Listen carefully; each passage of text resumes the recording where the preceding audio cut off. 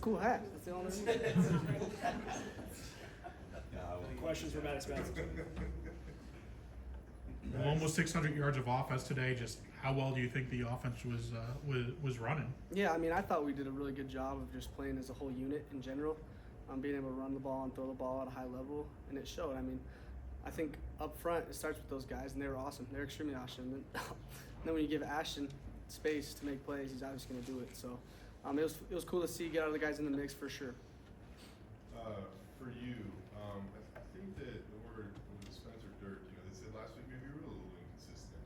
Right? You got 21 to 25 for over 250 yards and 3 touchdowns. So what seemed to work for you tonight, Maddux? Yeah, I mean, obviously last week I wasn't happy with myself after that game, and we won. It was a big win. So as a team win, I was like, oh, that's awesome. Coming in this week, I mean, just relying on those guys to make plays, and so I felt like putting trust and faith into what we do in the week of training when it comes to that aspect, and then seeing those guys make plays. It was helpful to have those guys around me for sure. They were kind of implied that maybe you were kind of aiming the ball at top. So that kind of suggests like something's going on up top, right? So like, you didn't really seem like that was an issue for you tonight. Yeah, I mean, when things are going good, it's going to continue going good, and so let's find that fine line of when things are going bad, how can we completely flip the script and make things go well. So, I mean, when you're playing with confidence, it's a lot better when you're not, right? So that's how I kind of put myself in tonight. It was just a lot of confidence. Just with all the attention Ashton gets from opposing defenses, and everyone knows how dangerous he is. Do you think that maybe opens up other players? They might have a little bit more space or time or whatever, and do you think that helps the offense? Yeah, 100%. I mean, if you try and stack the box and stop Ashton and Jeanty, there's going to be plays to be made outside with those guys.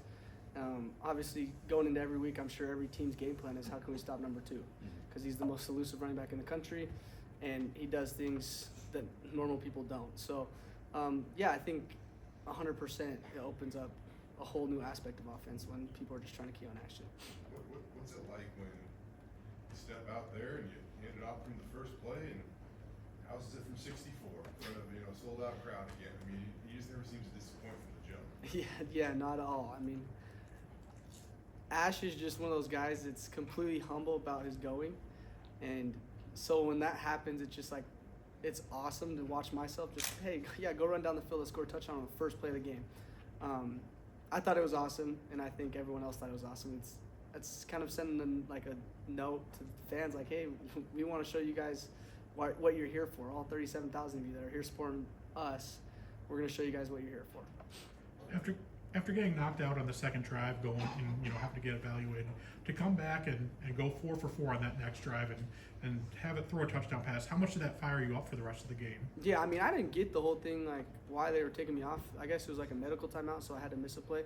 So obviously I didn't really get that. I was kind of like very confused, but I was fine. I was completely fine, and so going back out there was just how can we make the next play, the one that's the most important. So there's never any concern on your end? No, yeah, I was completely good. I was fine. What was the process like?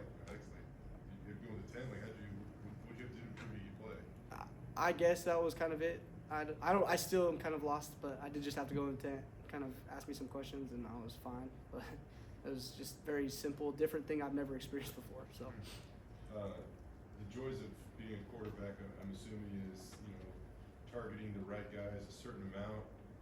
10 different guys caught a pass today. How much joy does that bring you as a quarterback?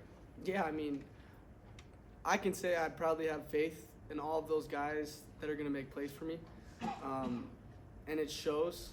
I mean, there's times where guys aren't getting the ball that probably should be getting the ball, and there's on the different side of it. We have a lot of playmakers in this building. I don't think anyone really kind of understands that. We've probably got 12 guys that can go and make a play tomorrow. So it's cool to see those guys get rewarded for all their hard work that they're doing. How about Austin getting a couple of touchdowns tonight? Yeah, that's big time. I love my man Bolt. He's a stud, and so seeing his smile on his face and a little dance was awesome. It was cool for sure. I think a lot of people were waiting for Prince to have a game like this. Just what was it? What were you seeing from him tonight to get him the ball? Yeah, I mean, Prince, he goes about his business weekly. I mean, it was good to see him make plays and kind of get the ball and move a little bit. Prince works hard. He works extremely hard, and so it was cool to see him get rewarded for what he does. Jonah set the Mountain West career record for field goals scored tonight. He's obviously a little older than you. Stepping into this program, how has he kind of shown you what Boise State is all about. Yeah, I mean, fun fact, Jonah actually was direct messaging me on Instagram before I was here. So it was cool to have Jonah kind of be like a guy I look forward to, walk in the building, be like, oh, I know that guy, and sit and talk to. And Jonah he basically, like, if you had to put Boise State in, like, a prime example of that, I think Jonah's one of those guys that can go right there. Obviously, in the position that he's in, it's a little tough to, like, have a whole team kind of get behind you, but he does. He has our whole team, like, completely full trust. I mean, that guy is legit. He's one of the best in the nation, so, I mean, he's really good at what he does, and I think he's also good at being a leader for the position he's in and getting guys to come around him and make plays for him. With Cam, you obviously are developing quite the rapport with him. How much does he kind of continue to settle into a new environment and seem to kind of come out of a shell a little bit at times too? Yeah, I mean, he's getting extremely close with all these guys in the building, and it's kind of cool to see. I mean, like I've mentioned before, I was able to get close with Cam, and it's cool to see him kind of branch out and get close with other people. And obviously, he's continuing to make plays, and a lot of people are trusting what he can do, and he's a legit playmaker for us. Spence was telling us a little bit about Latrell, how they viewed him as doubtful earlier in the week, and he lived in the training room. What did you see out of Latrell Cables and his determination to get back and play? Yeah, I mean, just Latrell is another guy I could put with Jonah, a prime example of what it means to be blue collar at Boise State. And just seeing his work and what he does daily, it shows. I mean, this guy could barely lift his arm, and all of a sudden he's playing. It's cool to see Latrell do that. I think a big part of Latrell, too, is he has a different mindset than others. Like, he's battled adversity, the toughest, in my opinion, that you could ever battle. And so he understands what it's like to be hurt and injured and kind of compete. Like, he's not missing football games because he wants to. He's going to try and play whether he's 85%, 75%, or 100%. He's going to play with, like, all his heart and all of his mind and go give all that he has for the team. You look up and you see 62 on the scoreboard. What's your reaction to that? Yeah, I mean, that's a good feeling. It's a really good feeling. I think our offense is kind of putting stuff together in a really good shape. And, I mean, obviously, you got to shout out Dylan Riley for his kick return today. I mean, that was big time. So seeing those points light up that scoreboard, it's awesome. And it goes to our defense, too. I mean, they're putting us in really good positions. I mean, the one time we had, like, a 25-yard drive. And it's like that's points that people don't really see because the defense doesn't get highlighted for points as much as they should. Our defense has played awesome, and they're putting us in good positions. Couple more. One more about Jonah. You guys have been so darn efficient in the red zone. You guys keep leaving him over there, and not he's kicking PATs, not field goals. Just what have you seen out of him and his ability to, still stay sharp, and he finally gets a couple opportunities tonight to come out and set the record? Yeah, I mean, Jonah's Jonah, and like I just said, he does a really good job at keeping guys behind him. And like you said, we've been really efficient when it comes to scoring touchdowns in the red zone. But I think you see a guy that really just kind of gives it all every day, and when he gets his opportunity, he's not going to screw that up. He's going to be really good at what he does. So that props goes to him. That's a hard job to do. I mean, you never know when you're going to kick it or when you're not, whether it's just going to be a PAT. And so I think he's done a really good job, and obviously he's lights out when he doesn't miss, so he's really good. Do you have any old friends or family back in Utah who might be Utah State fans or you're doing watching at home? I mean, not very many. I'm kind of far from Logan, so yeah, I wouldn't say I got a lot of people. I got a couple friends. One of them was here tonight. He was one of my buddies I played with in high school. His dad's like a diehard Utah State fan, played there. And so it's cool to see those guys for sure. Max, this is your Last first season as a full-time starting quarterback. You guys are averaging well over 500 yards, over 50 points per game.